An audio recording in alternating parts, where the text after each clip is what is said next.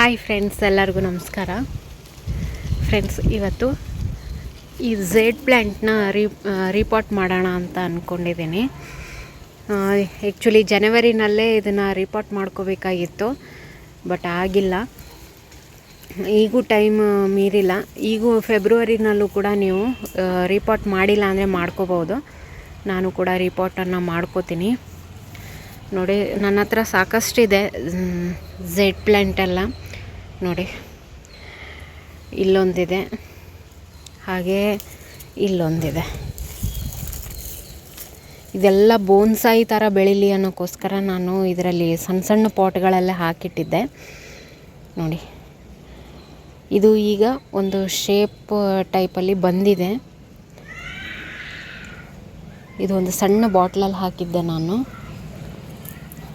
ಇವತ್ತು ಎಷ್ಟು ಸಾಧ್ಯ ಆಗುತ್ತಲ್ಲ ಅಷ್ಟು ನಾನು ರೀಪಾಟನ್ನು ಮಾಡ್ಕೋತೀನಿ.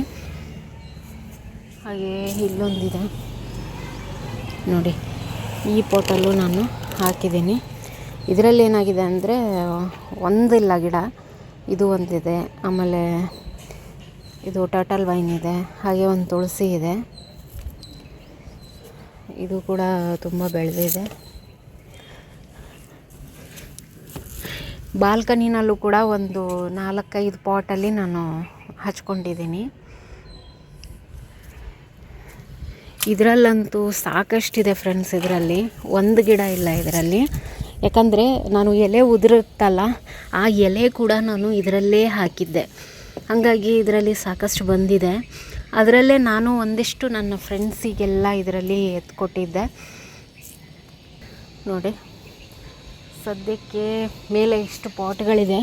ಇಲ್ಲೊಂದು ಉಳಿತು, ಇದನ್ನು ಕೂಡ ತೆಗಿತೀನಿ. ಇದನ್ನು ಶೇಪ್ ಬೇಕು ಅಂದರೆ ನೀವು ಶೇಪಲ್ಲೂ ಕೂಡ ಕಟ್ ಮಾಡಿ ಬೆಳೆಸ್ಕೋಬೋದು. ನೋಡಿ, ಇಲ್ಲಿ 6 ಪಾಟ್ ಇದೆ, ಕೆಳಗಡೆ ಒಂದು 4-5 ಪಾಟ್ ಇದೆ. ನಾನು ಕಟಿಂಗ್ಸಿಂದನೇ ಬೆಳ್ಕೊಂಡಿರುವಂಥದ್ದು. ಈ ಥರ ಒಂದು 4-5 ಇತ್ತು ಇನ್ನೂ, ಅದನ್ನ ನನ್ನ ಫ್ರೆಂಡ್ಸಿಗೆ ಕೊಟ್ಟಿದ್ದೀನಿ. ಇದನ್ನು ಲಾಸ್ಟ್ ಟೈಮ್ ನಾನು ಕಟಿಂಗ್ ಹಾಕಿದ್ದೆ. ಕಟಿಂಗ್ ಹಾಕಿದಾಗ ವಿಡಿಯೋ ಮಾಡಿ ತೋರಿಸಿದ್ದೆ ಅಂದ್ಕೊತೀನಿ. ಅದು ನೋಡಿ, ಈಗ ಇಷ್ಟೊಂದು ಬೆಳ್ಕೊಂಡಿದೆ. ಇದರಲ್ಲಿ ಸ್ವಲ್ಪ ಮೇಂಟೆನೆನ್ಸ್ ಇಲ್ಲದೆ ನೋಡಿ ಎಷ್ಟು ಗಿಡ ಬೆಳ್ಕೊಂಡಿದೆ ಅಂತ. ಬೀಜ ಬಿದ್ದಿರುತ್ತೆ ನೋಡಿ, ಅದರಿಂದ ಹುಟ್ಕೊಂಡಿರುವಂಥದ್ದು ತಂತಾನೆ. ನಾನು ಈಗ ತಾನೇ ನೀರು ಹಾಕಿದೆ. ಫಸ್ಟು ಹಾಕಿದೆ, ಆಮೇಲೆ ಅನ್ನಿಸ್ತು ರೀಪಾಟ್ ಮಾಡಿದರೆ ಚೆನ್ನಾಗಿರುತ್ತೆ ಅಂತ. ನೋಡಿ, ಇದರಲ್ಲಿ ನಾನು ಕಟಿಂಗ್ ಹಾಕಿರೋದು ಈ ರೀತಿಯಾಗಿ ಬೆಳ್ಕೊಂಡಿದೆ. ಇದನ್ನು ನಾವು ಚಿಕ್ಕ ಪಾಟ್ಗಳಲ್ಲಿ ಬೆಳೆಸಬೇಕು. ಜಾಸ್ತಿ ದೊಡ್ಡ ಪಾಟನ್ನು ಕೊಡೋಕ್ಕೆ ಹೋಗಬಾರ್ದು. ಬೋನ್ಸಾಯಿ ಥರ ಬರಬೇಕು ಅಂದರೆ ನೀವು ಇದೇ ರೀತಿಯಾಗಿ ಮಾಡಬೇಕು. ನೋಡಿ, ಇದಂತೂ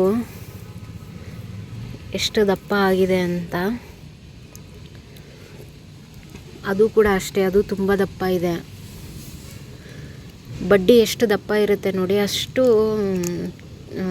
ಬೋನ್ಸಾಯಿ ಮಾಡೋದಕ್ಕೆ ಅನುಕೂಲ ಆಗುತ್ತೆ. ಇದಂತೂ ಈ ಪಾಟಲ್ಲಂತೂ ನೀವು ನೋಡಿರ್ತೀರ, ಇದು ಒಂದು 2 ಇಂಚಿದೆ ಅಷ್ಟೆ, ಇಷ್ಟೇ ಇರೋದು, ಜಾಸ್ತಿ ಇಲ್ಲ. ಇದರಲ್ಲಿ ಮಣ್ಣು ಕೂಡ ಜಾಸ್ತಿ ಇಲ್ಲ.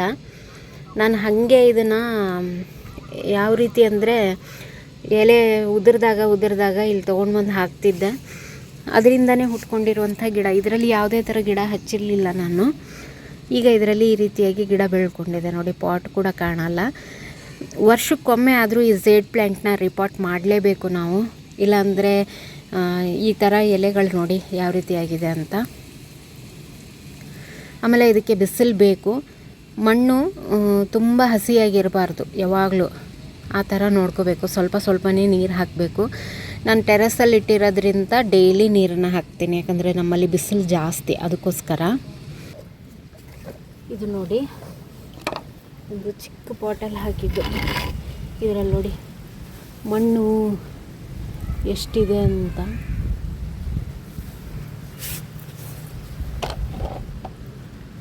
ನೋಡಿ, ಮಣ್ಣೇ ಇಲ್ಲ ಇದರಲ್ಲಿ, ಬೇರೆ ಇದೆ ಇದರಲ್ಲಿ ಪೂರ್ತಿಯಾಗಿ.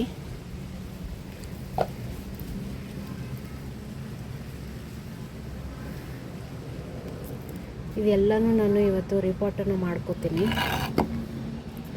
ವರ್ಷಕ್ಕೊಮ್ಮೆ ಇದನ್ನು ರೀಪಾಟ್ ಮಾಡ್ತಾಯಿದ್ರೆ ಗಿಡ ತುಂಬ ಚೆನ್ನಾಗಿ ಗ್ರೋ ಆಗುತ್ತೆ. ಅದಕ್ಕೋಸ್ಕರ ಹಾಗೆ ನೋಡಿ ಇದನ್ನು ಕೂಡ ನಾನು ರೀಪಾಟ್ ಮಾಡ್ಕೋತೀನಿ.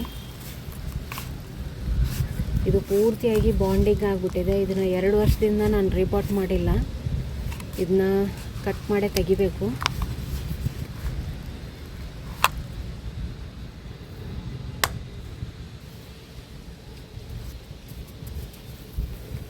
ಇದು ನೋಡಿ, ಇವಾಗ ಇದನ್ನು ರೀಪಾಟ್ ಮಾಡ್ತೀನಿ ನಾನು. ಇದರಲ್ಲಿ 2 ಗಿಡ ಇದೆ. ಈ ಮಣ್ಣನ್ನು ತೆಗೆದುಬಿಟ್ಟು ಬೇರೆ ಮಣ್ಣನ್ನು ರೆಡಿ ಮಾಡ್ಕೊತೀನಿ. ಇದು ನೋಡಿ, ಮಣ್ಣು ಮರಳು ಎರಡನ್ನೂ ಮಿಕ್ಸ್ ಮಾಡ್ತೀನಿ ನಾನು. ಜಿಡ್ಡು ಮಣ್ಣಿದ್ದರೆ ಮರಳನ್ನು ಮಿಕ್ಸ್ ಮಾಡಿಕೊಳ್ಳೇಬೇಕು. ಮಣ್ಣು ಯಾವಾಗಲೂ ಹಸಿಯಾಗಿರಬಾರ್ದು, ಆ ರೀತಿಯಾಗಿ ನೋಡ್ಕೋಬೇಕು. ಇನ್ನು ನೋಡಿ, ಚೆನ್ನಾಗಿ ಮಿಕ್ಸ್ ಮಾಡ್ಕೊಳ್ಳಿ. ಇದಕ್ಕೆ 1 ಹಿಡಿ ಮುಷ್ಟಿಯಷ್ಟು ನಾನು ಇದಕ್ಕೆ ಬೇವಿನ ಹಿಂಡಿನ ಹಾಕ್ತಾಯಿದ್ದೀನಿ. ಚೆನ್ನಾಗಿ ಮಿಕ್ಸ್ ಮಾಡ್ಕೊಳ್ಳಿ.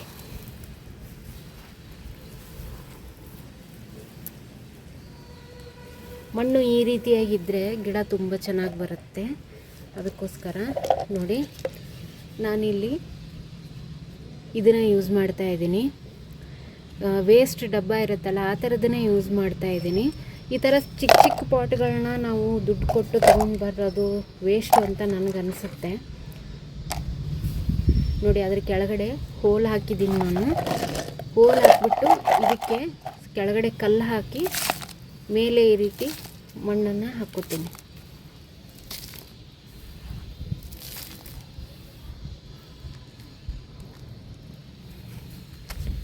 ಈ ರೀತಿ ಹಾಕ್ಬಿಟ್ಟು ಇದು 2 ಕಟ್ಟಿಂಗ್ಸ್ ಇದೆ ನೋಡಿ, ತುಂಬ ಚೆನ್ನಾಗಿ ಗ್ರೋ ಆಗಿದೆ. ಇದು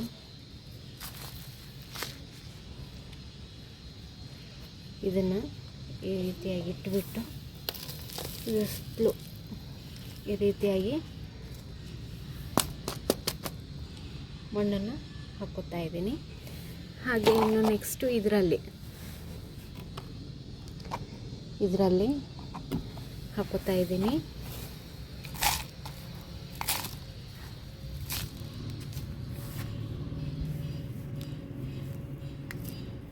ಇದೆಲ್ಲ ಮಣ್ಣನ್ನು ತೆಗೆದುಬಿಟ್ಟು ಇದಕ್ಕೆ ಹಾಕ್ತಾ ಇದ್ದೀನಿ. ನಿಮ್ಮ ಹತ್ರ ವರ್ಮಿ ಕಂಪೋಸ್ಟು ಅದೇನಾದ್ರು ಇದ್ದರೆ ನೀವು ಹಾಕೋಬೋದು. ಬಟ್ ಈಗ ನನ್ನ ಹತ್ರ ಇರಲಿಲ್ಲ, ಹಾಗಾಗಿ ನಾನು ಇದಕ್ಕೆ ಹಾಕ್ತಾಯಿಲ್ಲ. ಇದಕ್ಕೆ ನಾನು ಲಿಕ್ವಿಡ್ ಫರ್ಟಿಲೈಸರ್ಗಳನ್ನ ಕೊಡ್ತೀನಿ, ಅದೇ ಸರಿ ಹೋಗುತ್ತೆ. ನೋಡಿ, ಇದನ್ನೇನೆಂದರೆ ನಾವು ಬೋನ್ಸಾಯಿ ಥರನೂ ಮಾಡ್ಕೋಬೋದು. ಇದನ್ನು ಪ್ರೂನಿಂಗ್ ಮಾಡ್ತೀನಿ, ಆಮೇಲೆ ತೋರಿಸ್ತೀನಿ ನಿಮಗೆ ಪ್ರೂನಿಂಗ್ ಮಾಡಿರೋದನ್ನು.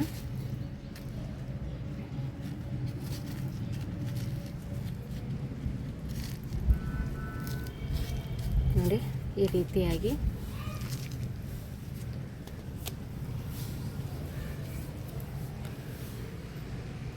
ನೋಡಿ, ಈ ಬಾಟ್ಲಲ್ಲಿ ಬೆಳೆದಿತ್ತಲ್ಲ, ಇದನ್ನು ತೆಗಿಯೋಕ್ಕೆ ಬರಲಿಲ್ಲ. ಕೊನೆಗೆ ಇದನ್ನು ಕಟ್ ಮಾಡಬೇಕಾಯಿತು. ಅಷ್ಟೊಂದು ಬೇರು ಬಂದುಬಿಟ್ಟಿದೆ ನೋಡಿ. ಇದರಲ್ಲಿ 2 ಇದೆ ಒಟ್ಟು. ಬಡ್ಡಿ ನೋಡಿ ಎಷ್ಟು ದಪ್ಪ ಇದೆ ಅಂತ. ಇದನ್ನು ಈಸಿಯಾಗಿ ಬೋನ್ಸಾಯಿ ಮಾಡ್ಕೋಬೋದು. ಇದನ್ನು ನಾನು ಮಣ್ಣೆಲ್ಲ ತೆಗೆದುಬಿಟ್ಟು ಬೇರೆ ಪಾಟ್ಗೆ ಶಿಫ್ಟ್ ಮಾಡ್ತೀನಿ.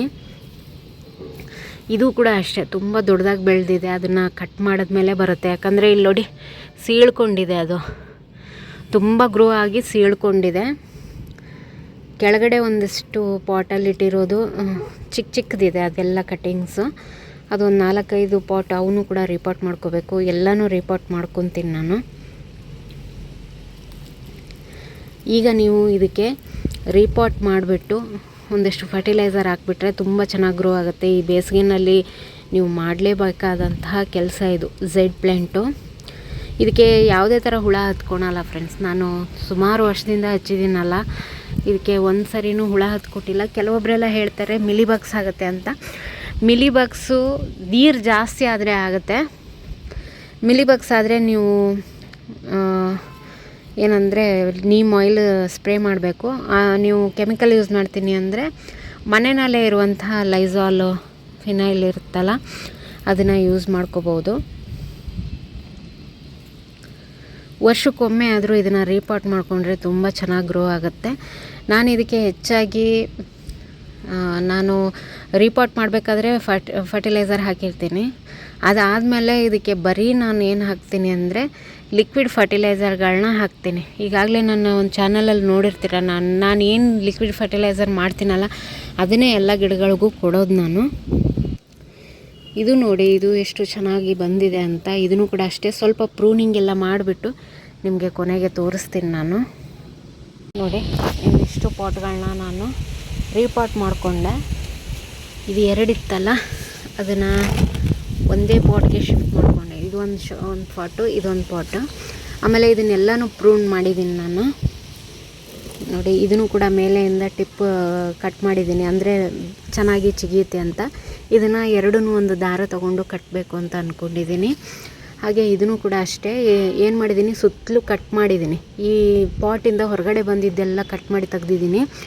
ಆಮೇಲೆ ಇದಕ್ಕೆ ಬೇರೆ ಮಣ್ಣನ್ನು ಹಾಕಿ ಇಟ್ಟಿದ್ದೀನಿ. ಪಾಟಲ್ಲಿ ತುಂಬ ಚೆನ್ನಾಗಿ ಕಾಣುತ್ತೆ. ಇದೇ ರೀತಿಯಾಗಿ ಬುಷಿಯಾಗಿ ಬೆಳೆಸ್ತೀನಿ. ಈ ಕಡೆ ಬರೋ ಥರ ಬಿಡೋದಿಲ್ಲ, ಒಂದು ಶೇಪನ್ನು ಮಾಡ್ಕೋಬೇಕು ಅಂತ ಅಂದ್ಕೊಂಡಿದ್ದೀನಿ. ಇನ್ನು ಉಳಿದಿರೋದನ್ನು ನಾನು ಮತ್ತೆ ಒಂದೊಂದೇ ಮಾಡ್ಕೊತೀನಿ. ನೋಡಿ, ಈ ರೀತಿಯಾಗಿ ಪಾಟನ್ನು ರೀಪಾಟ್ ಮಾಡ್ಕೋಬೇಕು. ನೀರು ಡ್ರೈನೇಜಲ್ಲಿಂದ ಹೊರಗಡೆ ಹೋಗಬೇಕು, ಆ ರೀತಿಯಾಗಿರಬೇಕು. ನೀರು ನಿಂತ್ಕೊಂಡ್ರೆ ಈ ಗಿಡ ಬೇಗ ಹಾಳಾಗಿಬಿಡುತ್ತೆ. ಆಮೇಲೆ ಇನ್ನು ಇದು ಕಟ್ಟಿಂಗ್ ಮಾಡಿದ್ದೆಲ್ಲ ಇಲ್ಲಿ ಇಟ್ಟಿದ್ದೀನಿ ನೋಡಿ. ಇದು ಒಂದು ಚಿಕ್ಕ ಕಟ್ಟಿಂಗ್ ಕೂಡ ಬರುತ್ತೆ ಫ್ರೆಂಡ್ಸ್. ಈ ಕಟ್ಟಿಂಗ್ ಕೂಡ ಬರುತ್ತೆ ನೋಡಿ, ಈ ಥರದ್ದಿಟ್ಟರೆ ಇದು ಕೂಡ ಬರುತ್ತೆ. ಲಾಸ್ಟ್ ಟೈಮ್ ನಿಮಗೆ ತೋರಿಸಿದ್ದೆ ನಾನು, ಇದು ಕೂಡ ಬರುತ್ತೆ ಅಂತ. ಇದು ಎಲ್ಲ ಕಟ್ಟಿಂಗ್ಸು ಇಡ್ತೀನಿ ಈಗ. ನೋಡಿ, ಇಷ್ಟು ಚಿಕ್ಕದಿದೆ. ಇದು ಎಲ್ಲನೂ ಒಂದು ಪಾಟಲ್ಲಿ ಹಾಕ್ತೀನಿ ನಾನೀಗ. ಹಾಕ್ಬಿಟ್ಟು ಕಟ್ಟಿಂಗ್ಸನ್ನು ಮಾಡ್ಕೊತೀನಿ. ನೀವೀಗ ರೀಪಾಟ್ ಮಾಡಿಲ್ಲ ಅನ್ನೋರು ಈಗ ಫೆಬ್ರವರಿನಲ್ಲಿ ರೀಪಾಟನ್ನು ಮಾಡ್ಕೋಬೋದು. ಈ ವಿಡಿಯೋ ಇಷ್ಟ ಆಗಿದ್ದರೆ ಒಂದು ಲೈಕ್ ಮಾಡಿ ಫ್ರೆಂಡ್ಸ್. ಇನ್ನೂ ತನಕ ನನ್ನ ಚಾನಲ್ ಸಬ್ಸ್ಕ್ರೈಬ್ ಮಾಡಿಲ್ಲ ಅಂದರೆ ದಯವಿಟ್ಟು ಸಬ್ಸ್ಕ್ರೈಬ್ ಮಾಡಿಕೊಂಡು ವಿಡಿಯೋಗಳನ್ನ ನೋಡಿ ಸಪೋರ್ಟ್ ಮಾಡಿ. Thank you.